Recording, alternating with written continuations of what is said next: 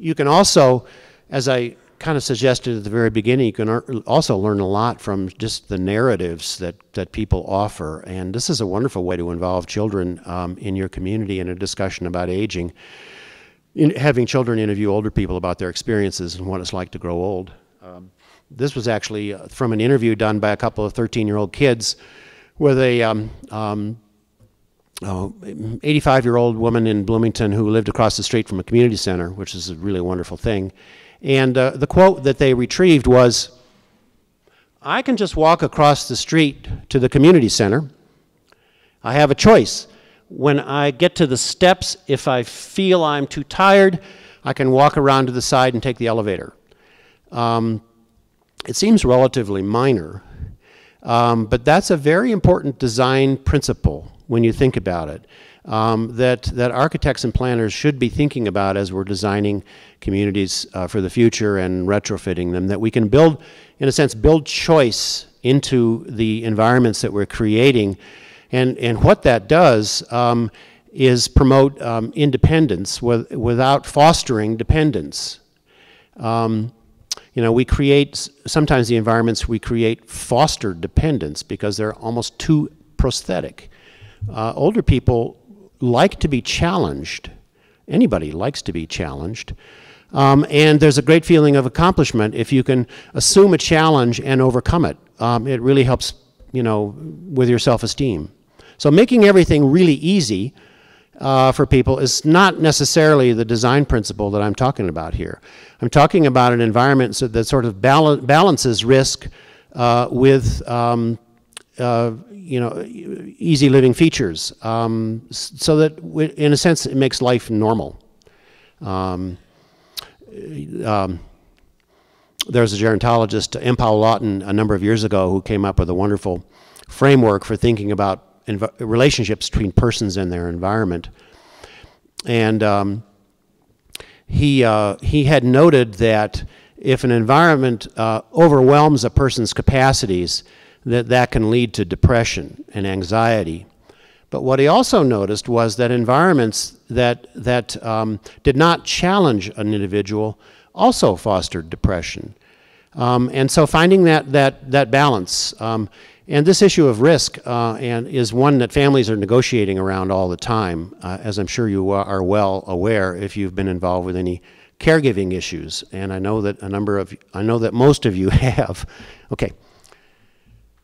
So this is again a kind of not a very good slide particularly for those of you in the back of the room, but it suggests that there are lots of different kinds of data that we can take advantage of as we're organizing a community to plan for the future around this issue, really around any issue.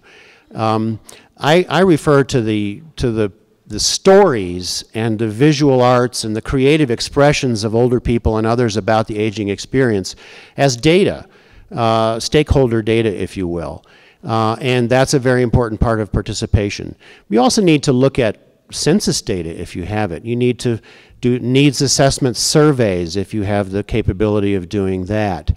You need to look at what other communities around the country are doing to have information about best practices so that you don't reinvent the wheel.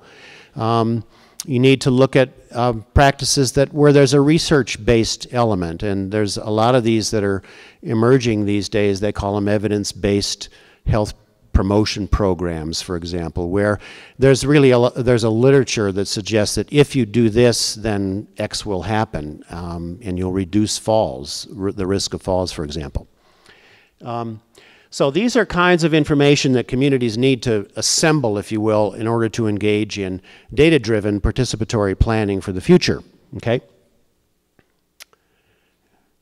And the idea is to take the data, if you will, and turn it into information. So we distinguish between data and information, which is, in a sense, to make meaning from the data.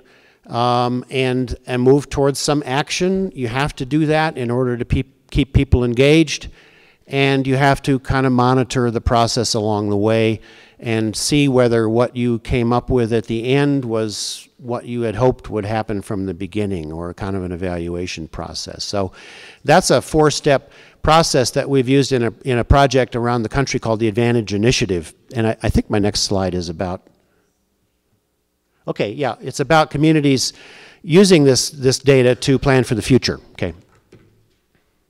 The Advantage Initiative was begun actually in the year 2000. The original name for the Advantage Initiative was Benchmarks for Elder-Friendly Communities.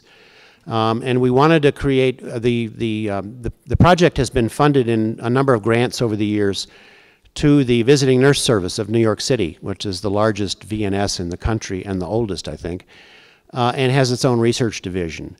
And the idea was to help communities sort of measure their elder friendliness. We wondered if that could be done and whether communities could use that information to plan for the future. So we use these focus groups that I mentioned as a kind of a starting point to kind of identify what we have called 4 domains of an elder-friendly community that I'm going to tell you a little bit about. And we used these 4 domains to develop a survey instrument, which is a telephone survey. And initially, we had 10 communities, cities, and towns around the country that participated. They conducted the survey. They were responsible for setting up a steering committee locally and assigning, I think, a 1/4 staff time person in an agency to kind of help coordinate the process. And the survey provided volumes of data to the various communities, and because it was the same survey in every community, it enabled the communities to benchmark themselves against one another around particular issues. There are actually 33 different indicators that are measured in the survey. And these are the communities around the country. There are now about 30 of them that have participated in the process. And the last 2 or 3 years, that we've been doing this in Indiana as a statewide initiative, and we actually did the survey across the whole state and gave local areas their own data that they could work with. Each of them had their own random samples. So a local area can compare their results with the state, and they can compare their results with other areas of Indiana. And that's been a tool that communities have used to look at issues, set some priorities, and think about the kinds of things they'd like to act upon. So the next slide identifies those 4 domains of an elder-friendly community. The one domain is basic needs, okay? Another one is health and mental health and well-being. Then independence for people with frailties and disabilities, which has to do with getting around, mobility, transportation, also caregiving, actually. And then social and civic engagement as the 4th domain. We don't call the survey a needs assessment, actually, because it's not just looking at needs. It's looking at what people have to offer and what people are doing. And one of the best examples of that really was in Colorado about 5 years ago with this massive statewide asset-based survey of older adults in Colorado, which has been kind of a national model, I think, for asset-based approaches to the issue of aging. So the survey measures all 4 domains, 33 indicators in these 4 domains. And I mentioned it looks at what people are contributing. It's kind of a snapshot of how older people are faring. It looks at caregiving, for example, how many hours a week, whether people are caregivers, who they're caring for, how many hours a week are they caring. Looks at workforce issues, it looks at housing and health and just a whole range of things. Let's do the next slide. Yeah, so I wanted to give you an example of one of the domains, which is addresses basic needs. And then the indicator has to do with home modification. And the indicator is the percentage of people over the age of 65 with home modification needs. And so there are a number of questions in the survey that get at whether people have some home modification needs.